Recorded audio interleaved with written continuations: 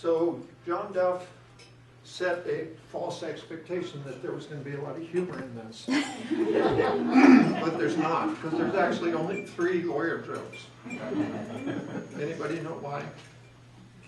Because all the rest of them are true. Okay.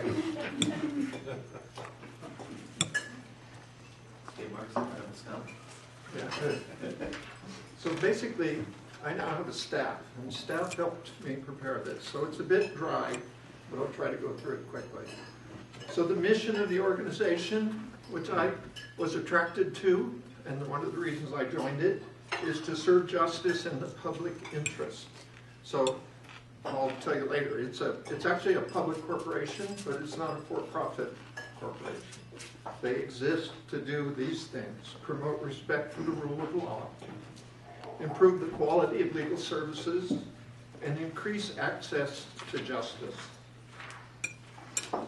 And there's a page about all of those things. So it was founded in 1890 as part of the government of Oregon. And in 1935, and I don't know why, it became a public corporation. And it has a staff of about 100 people, typical corporate structure with a CEO and a CFO and an IT department and all sorts of things. And they run on about $20 million a year of a budget, which is just pays their expenses. And that comes from fees from bar members and investments. They have some pretty significant investments. And as a public corporation, they don't have to use the public. There's an investment firm that public corporations use. These guys invest, and they're doing pretty well. It's still part of the Oregon Judicial Branch. We exist to serve the judicial branch, which means lobbying for things that improve the court system, to pay more money to the judges. But it's not a political organization. We don't lobby. We don't try to advocate for any particular political positions. So the functions are to regulate the legal profession, improve quality, as the mission says, support the judiciary and administration of justice, things like creating veterans courts and improving the way that courts are administered. Like now judges give veterans a special set of instructions when they come before a judge, of what's available to them, those kind of things we advocate for. And to advance a fair and inclusive justice system and accessible. So one of the biggest things that we're doing and have been doing for a long time is improving the outreach to low income and groups that typically come into court systems for whatever reason and have no idea what they're doing.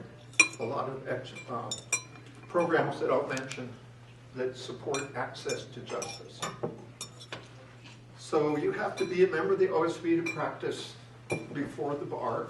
Does anybody know where the term bar came from? And Emerson, you can't answer. Why do we say it's a bar? Emerson's an attorney. That's where they were the night before they took the exam? That's it. No, that is the exam. No. But it comes to us from English law system, where you were not allowed, there was a physical bar, a separation, a barrier between the public, the hoi polloi, and the people who understood and interacted with the legal system. So you were behind the bar, and once you qualified as a barrister or a solicitor, you could come from the other side. You could come into the bar, across the bar. And so the term has stayed. So there's something like 15,000 attorneys, and some people say that's too many in Oregon, but about half of those are private practice and about half are corporate and governmental. And they pay roughly $500 a year, which is where some of the funds come from, and they pay added fees for some of the other programs that the OSB runs. So governance. I am now on what's called the Board of Governors, the BOG, and it is sometimes a BOG. terms and things I'm learning. But it's equivalent to a board of directors in the corporation. It's a volunteer position for 4 years. And there are 15 members that are attorneys, and there's regions in the state, 7 regions, I think, maybe 8. And based on population, they get a certain number of members out of the 15. And that's an election cycle every year. So they actually stand for election with the other attorneys. And their service is 4 years also. And there are 4 non-lawyers, one new and added every year as one code goes off. My husband saw an ad for that in the Bend Bulletin. He said, "Here, you need more to do to go apply for this." And it looked interesting as I read it. So I applied, went through an application and interview process, and they said, "Yeah, we'd like to have you." So I really enjoyed it so far. 2 months of 4 years, what we've done. It turns out to be like 20 or 30 hours a month of work. There's some homework, and there are meetings, and they're usually on the other side of the mountain. So during January, I had to go over in the middle of 2 snowstorms. And then there's something called the House of Delegates, which is an association of the attorneys themselves, not the volunteer and elected governance board, who meet once a year. So that's an easy job. And just if there's some issue that's come up for the attorneys, they bring it up. They can vote to have the bar consider it and implement it. And I don't quite understand how we work together yet. But that's 244 people. It also has public members and 1 annual meeting, and it's only a 2-year term. But there are an incredible number of executive committees and sections. I'm on a committee that does board development, one that's for policy reviews and governance changes.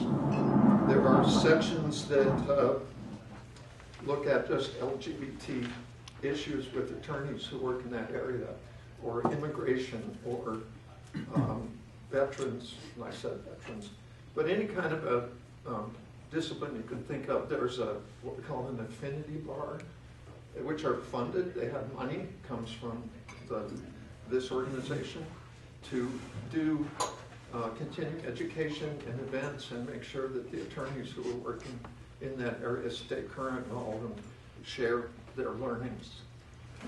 And all of those are volunteer positions, and the attorneys are doing it strictly out of a sense of public service.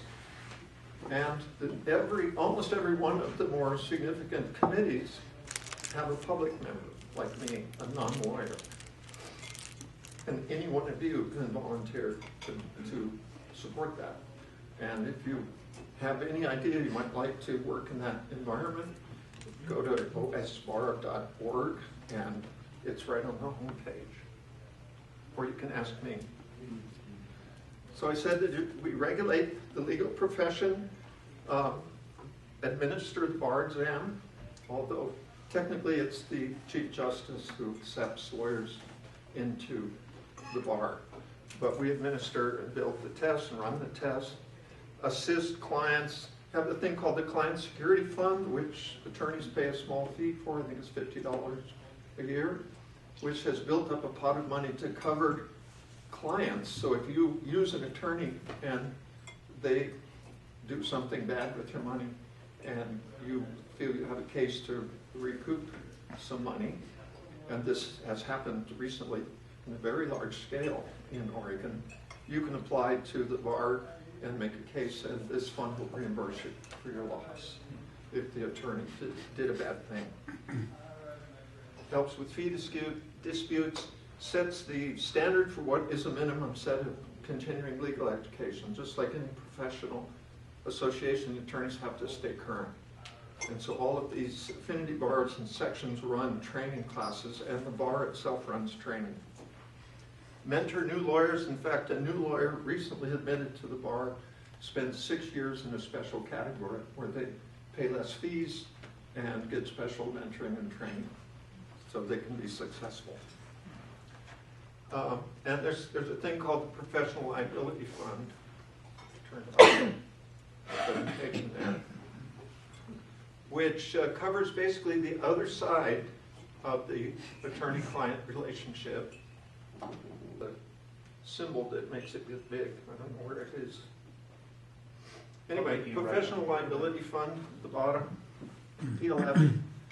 Lawyers pay into this a much larger amount every year, which covers them if there is some claim made against them. So we cover both sides of the relationship. If a client has been mistreated or if an attorney is accused of malfeasance or something and needs some, wants to make a claim against the liability fund, this is their protection.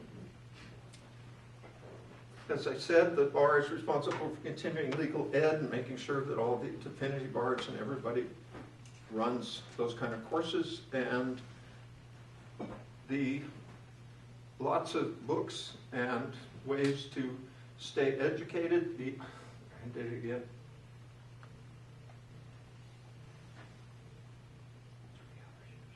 There's a very nice magazine they put out called The Bulletin. You can call up if you're an attorney, and maybe even if you're not an attorney, and get ethics advice. I could have used this a few years ago. Making sure that we keep these sections and committees active and functioning is part of what the bar does, so that the attorneys, the quality of legal services stay high. And supporting actions towards diversity and inclusion, a big focus of making sure that we reach underrepresented groups. And the big term is non-dominant cultures as well. And supporting the judiciary, as I said. We are a branch of the judicial branch. We support actions, the initiatives that the Chief Justice usually has a vision of things they want to change. And this new Chief Justice, I just went to one of those meet and greets, gave us a little talk. They're trying to make it easier for people to self-represent, which is not typically something that the bar has supported, because it might take business away from attorneys, and it also might result in less competent defense if you defend yourself. So the bar has undertaken now in support of the judiciary to build a library of how to represent yourself in various kinds of actions. We are part of it, and I actually got put on this committee of reviewing the applications for appellate justices and creating the Judicial Voters Guide, looking at the background and the qualifications of people who want to be appellate justices. Developing jury instructions when you stand for jury duty and you get the warning or the talk from the Chief Justice. We work with the judiciary to make sure that that's current and correct. And supporting various councils and commissions. I don't know what those two do. So part of it, advancing inclusive and accessible justice. There are a lot of systems we run with money we get from various kinds of court cases that help us provide legal services at lower cost, pay an attorney to provide a service, and we run a program where attorneys volunteer pro bono services. And the Oregon Law Foundation, if you've ever hired an attorney, you know that you probably have to give them some money, and they put it in trust. And this foundation will take that money in trust and earn interest while it's in trust. And the interest stays with the bar and is used to pay for the accessible legal aid programs. So that's one of the ways we pay for it. And there's a lawyer referral service. You can call up and say, I have a divorce case. Is there a divorce attorney you can recommend in Deschutes County, etc.? A modest means program, one of the other ways in which we help people get an attorney, get representation when they're not well off, don't have the funds to go straight up pay the attorney route. Military assistance panel, lots of veteran support operations in this. Problem solver, you just call up and say, hey, I got a problem, and get some counsel about it. Lots of interesting stuff for the public. You can go to the main site And there are tons of legal topics. And there's a program going now to make it not quite so legalese. To actually, the request is to aim it at the 10th grade level. And so we need volunteers to read these things and edit them and say, here's what that means in non-quite legalistic terms. Lots of videos being made, which are really quite interesting to watch about, especially once you get engaged in some legal activity, go here and watch those videos. They're going to do webcasts. Oh, and the Client Security Fund I mentioned earlier, that's the way in which we protect people who use the legal services. Active membership, this, you can't read the borders, but 36% of attorneys are male, 25% are female, and 39% don't know what they are. It says decline to state. And the bar, I noticed on the way in, they ask you all sorts of very personal questions. And a lot of people just go, I'm not going to answer that all the way through, and that accounts for this. And the vast majority are white, and the next largest one is decline to state, who don't want to say what their race is. And there are Hispanic and Asian and Hawaiian and various other subgroups. Each of them have an affinity bar to get together and discuss those kinds of things that might affect them. And that was the whole presentation. And I do have a joke or two. Do you know where copper wire was invented? Where did we get copper wire? In the 1800s in England, two solicitors were fighting over a copper penny. Yeah. And what do you have if you have an attorney buried in their neck in concrete? Anybody? A good attorney. A shortage of concrete.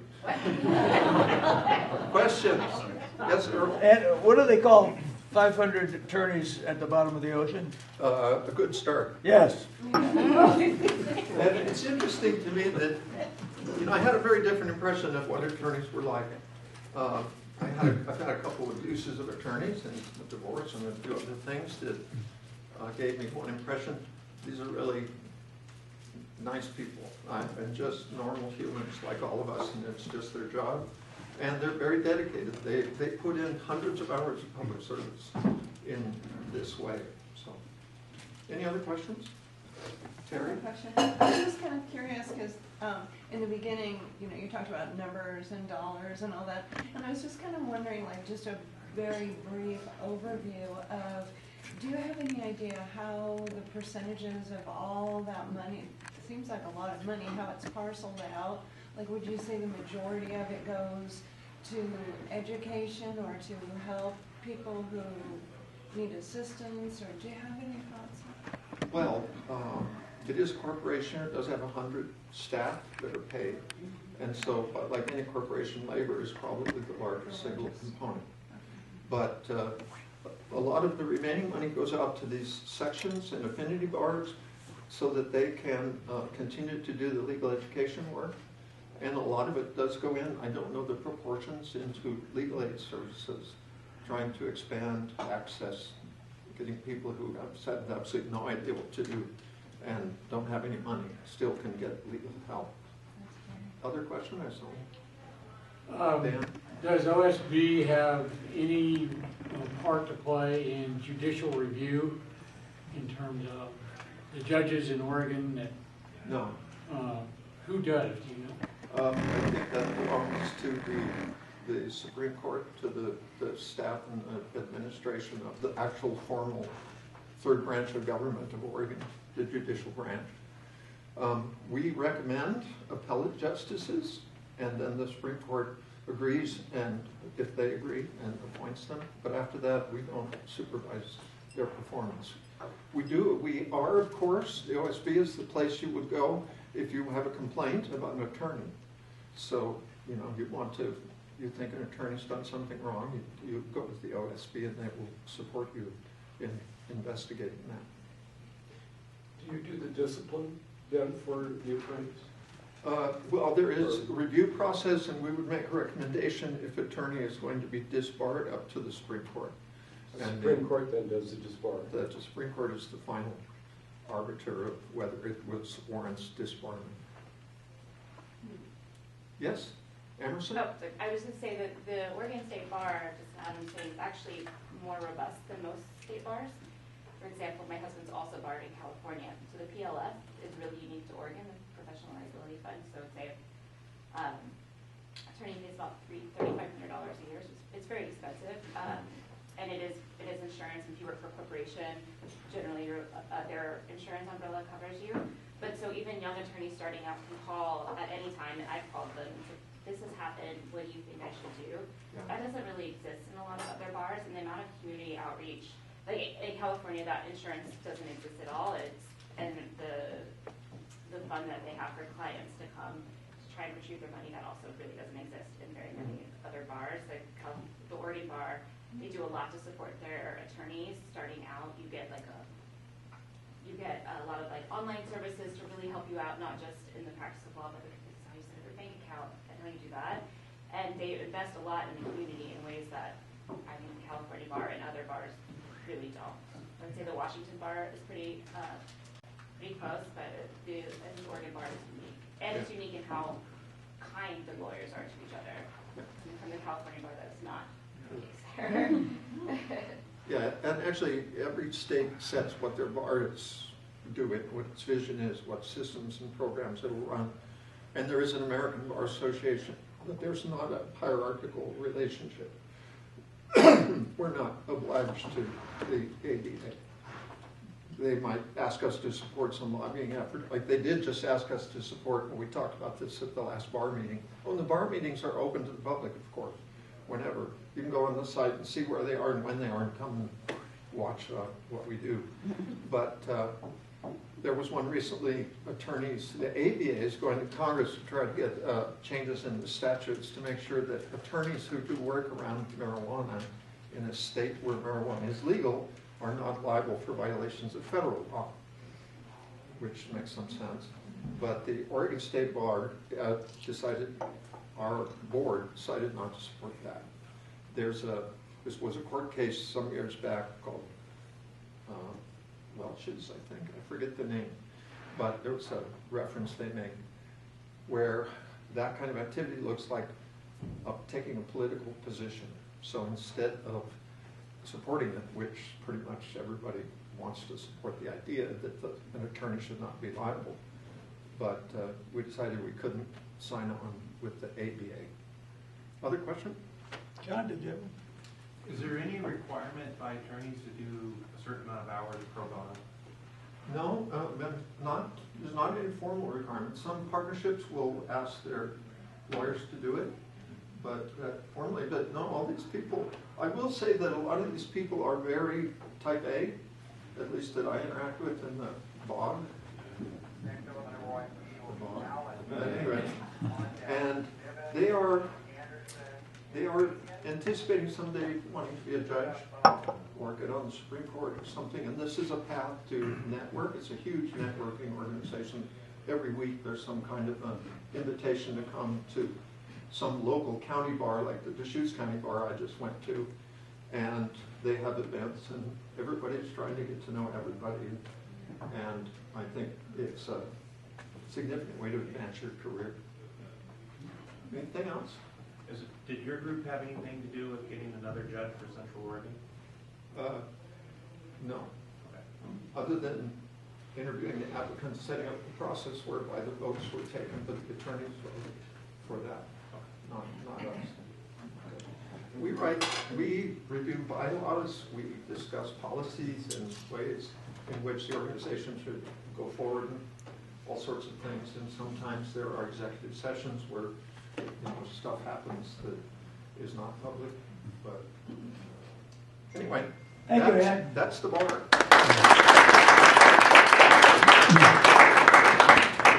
Lawyers are one of those areas where everybody hates them unless you need them. Right. Then you, and they do really work very hard at